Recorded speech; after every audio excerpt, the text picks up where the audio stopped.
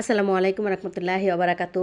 এই যে গরুর মাংসর একটা রেসিপি নিয়ে হাজির হয়ে গেলাম। বাইরে প্রচুর বৃষ্টি, বাসায় মেহমান ছিল, সেই জন্য গরুর মাংস রান্না করতেছি। গরুর মাংস রান্না হবে আজকে আমাদের বাসায়, আর চিতই পিঠা করা হবে।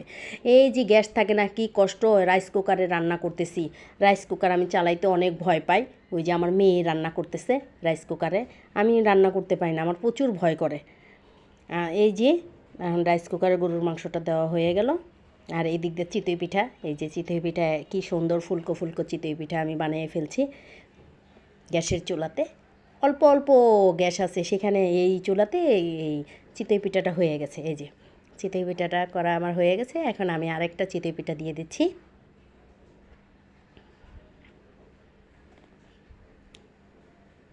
এই যে ফুলকো ফুলকো চিতই পিঠা, এই যে এখানে গরুর মাংস, এই যে দেখতেই পাচ্ছেন। আমি এই চিতই পিঠাটা উঠায় আর একটা চিতই পিঠা এখানে দিয়ে দিব।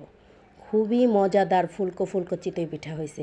আমি সম্পূর্ণ রেসিপিটা আপনাদের দিব, এভাবে আপনারা বানিয়ে খেতে পারবেন। এই যে আমার গরুর মাংসটা কষানোটা কমপ্লিট হয়ে গেছে, আমি এখন ঝোল দিয়ে দিব। আমার গরুর মাংসটা রান্নাটা রেডি।